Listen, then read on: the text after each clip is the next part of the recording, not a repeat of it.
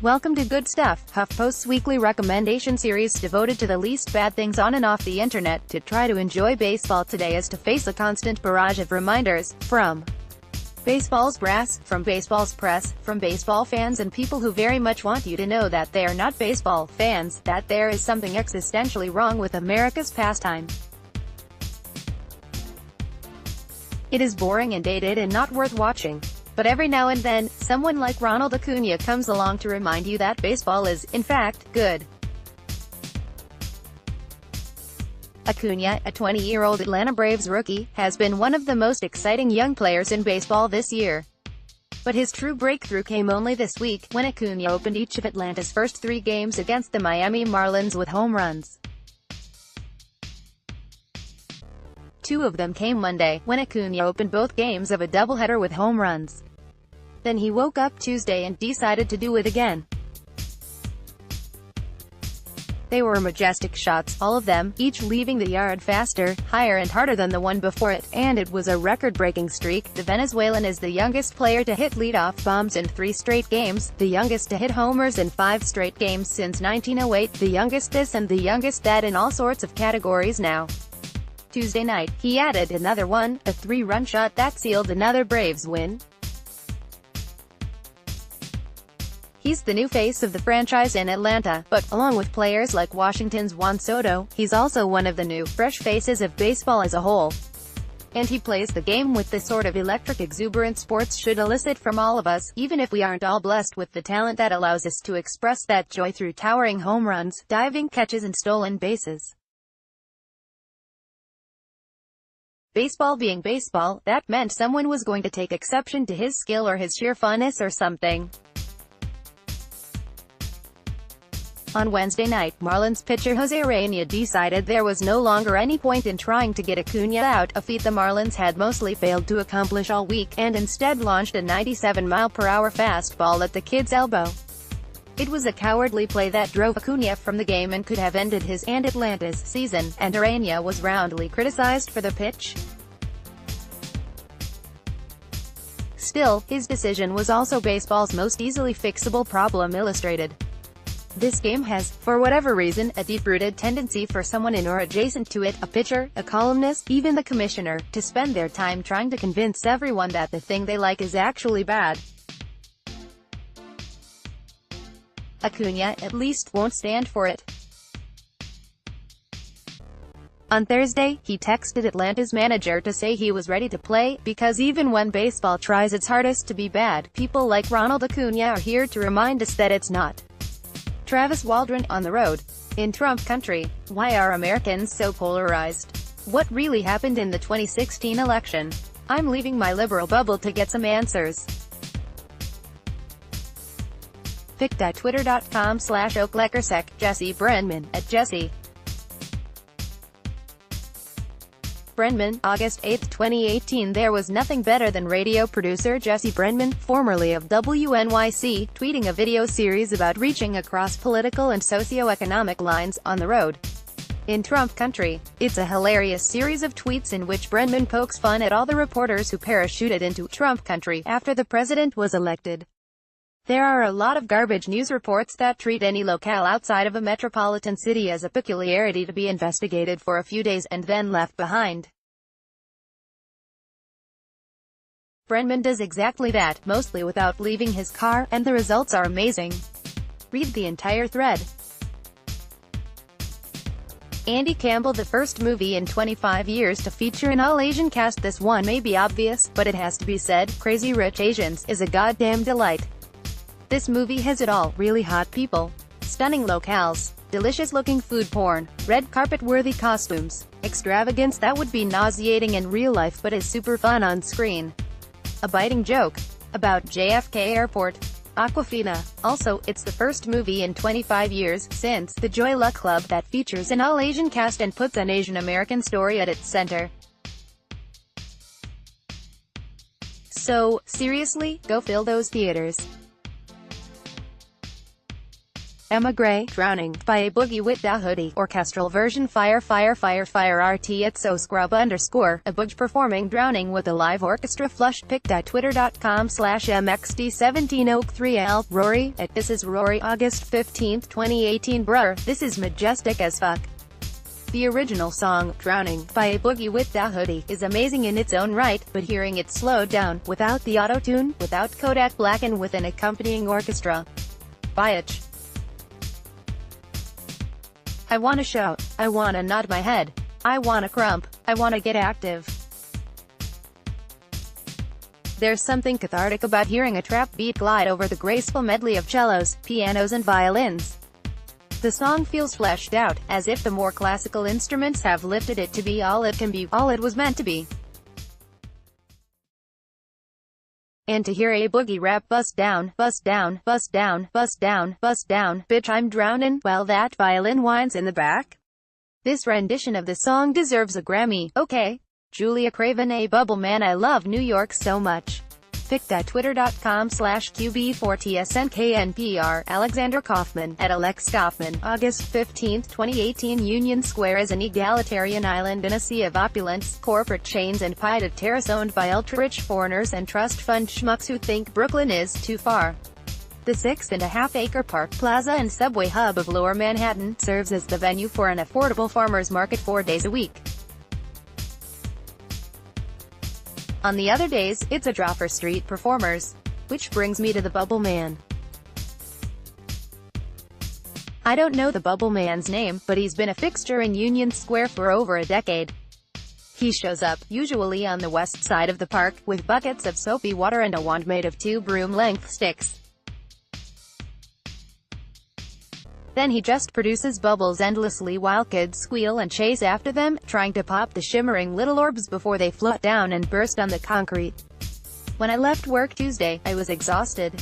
For some unclear reason, I woke up with my insecurities and feelings of inadequacy on full blast. To boot, my checking account suffered a stinging blow that morning when a handful of different travel and life expenses unexpectedly hit all at once. All I wanted was to go home to my apartment in Queens and curl up until I mustered the appetite to eat leftovers. As I walked through the park to catch the N train home, the glint of bubbles caught my eye. I noticed a crowd gathered, so I walked over before descending into the subway. The kids were ecstatic, exhaling a chorus of woes, wows, and awesomes as they scurried around in pursuit of bubbles. Parents and onlookers from all different backgrounds watched, phones out, capturing videos and photos. It was such a raw, uplifting moment, and a wonderful reminder that this city's real wealth is in its public spaces. Alexander Kaufman. The Great Mayonnaise Debate. Last weekend, Sandy Hingston published a piece in Philadelphia magazine titled, How Millennials Killed Mayonnaise, a 2,300-word diatribe apparently inspired by a few people not eating her potato salad at 4th of July barbecues anymore. The slightly tongue-in-cheek piece offered no real evidence that millennials had actually killed America's most popular condiment, at least as of 2014, save for her wicked young daughter, a women's and gender studies major who, naturally, loathes mayonnaise by comparison. Jake, the practical and good son, loves Sandy's macaron salad. Thank you very much. And so it was that Hingston set off a predictably fierce and inarguably trivial internet debate about A, if mayonnaise is good, and B, whether millennials killed it. The entire situation was wholly idiotic. It lasted way too long, and I loved every second of it. The episode reminded me of a simpler time on the internet, when my days and nights weren't filled with thoughts of Nazis, incels, Russian bots and Roger Stone. And so I say, bring back the asinine internet debates of yesteryear. I'll watch people debate literally anything dumb. Ketchup? Sure. Avocados? Fine, whatever. You want to debate laundry detergent? I'll debate laundry detergent. Please, I need this. I need this so bad. Help me, please. And for the record, mayonnaise is bad. Maxwell Strong Pop's new pansexual anthem. A post shared by Rina Sawayama at Rina's Online on August 16, 2018 at 5:13 a.m. Pacific Daylight Saving Time. British-Japanese pop princess Rina Sawayama released her new single, Cherry, this week, a bubbly pop bop in which she gushes over a new crush who is dun dun dun. A girl. Down the subway, you looked my way, with your girl gaze, that was the day everything changed, now it's something else. Sawayama, who identifies as pansexual, explores the electric experience of desiring a woman and letting the feeling fully flood the body, even though she's dating a dude. The song uproots the girl meets boy pop music standard, navigating Sawayama's unfixed sexual preferences with nuance and playful levity. In Cherry, Sawayama confronts the contradictions that accompany fluid sexuality. Can she authentically identify as queer while being in a heterosexual relationship? Yes, the question probes far deeper than Katy Perry's I Kissed a Girl. Like the 2017 album Rina, Cherry invokes sounds popularized in the late 90s and early 2000s pop by femme-forward artists like Willa Ford and Danity Kane. Sawayama, however, sharpens their sugary recipes by granting the genre a gravitas long denied to it. As a result, her jams feel both nostalgic and cutting-edge, combining the sweetness of Mandy Moore's Candy with the visionary mastery of Janelle Monáe. Along with possessing me to dance with the force best described as supernatural, Sawayama's music illuminates potential for a future in which mainstream music can encapsulate experiences as niche and complex as any other, highbrow art form. As Sawayama told Broadly, I think it's possible to queer the world with pop music. Priscilla Frank. This book has everything. Spore-infected zombies. A mediocre photoblog. Critique of capitalism. Spore-infected zombies. A mediocre New York photography blog. Critiques of capitalism. A residential shopping mall and a spot of doomed romance. Ling Ma's debut novel, Severance, has everything I want in a work of fiction. Severance follows Candice Chen, an aimless 20-something who has an uninspiring office job in New York, overseeing the production of Bibles. She has vague artistic aspirations and a dreamy writer boyfriend of 5 years. As the book begins, her boyfriend decides to leave New York for the cheaper and more artistically inspiring pastures of, well, anywhere else. Meanwhile, a fungal infection has erupted in China, and it soon spreads throughout the world. There's no treatment, the infection kills those it affects, but often after a long spell of zombie-like existence. Candice, left behind by her boyfriend and alone in the world, her parents, who immigrated from China when she was a young girl, or dead, stays in New York City as it empties of living residents, documenting its decay on her blog. Finally, she flees the city with a small band of survivors who make their way to a shelter owned by the group's de facto leader. Interwoven are flashbacks exploring Candice's childhood, her immigrant experience, her family and her early years in New York, piecing together a novel that's zombie apocalypse meets immigrant narrative meets office satire. This book is hauntingly beautiful, it's thrillingly plotted, and it offered me a bit of escapism, the comforting thought that American civilization could be brought to an end by something I've completely forgotten to worry about since November 2016, a massive pandemic. Claire Fallon, Spotlight, which deserves a spot in the pantheon of classic journalism movies. This week's shocking grand jury report detailing sexual abuse by hundreds of Catholic priests in Pennsylvania credited the Boston Globe Spotlight team's 2002 investigation, which first exposed the institutional cover-up of serial sexual abuse involving Boston priests. The reporter's work was later dramatized in the brilliant movie, Spotlight, which, luckily, is available on Netflix. Nearly 3 years after its release, I can confidently say that it's just as good as, and maybe even better than, All the President's Men, and it deserves a spot in the pantheon of classic journalism movies. While it miraculously won the Oscar for Best Picture in 2015, it also should have won awards for its meticulous craft, from its seamless editing to subtle camera work. The technical elements in understated movies rarely get the recognition that they deserve, precisely because they are so understated, i.e., no explosions and car chases. Journalism is not an inherently cinematic profession, it's mostly people staring at computers, talking on the phone, reading through documents, etc. Spotlight manages to make these mundane, procedural tasks look riveting. Case in point, one of its most suspenseful scenes involves an Excel spreadsheet. An Excel spreadsheet. Marina Fang Aretha, remembered as we remember the one and only Aretha Franklin, so many iconic performances come to mind. Divas Live, Obama's inauguration. That Carole King tribute at the 2015 Kennedy Center Honors. But one TV appearance of hers needs to be watched again and again, if only to stare at Cissy Houston providing backup vocals in the background.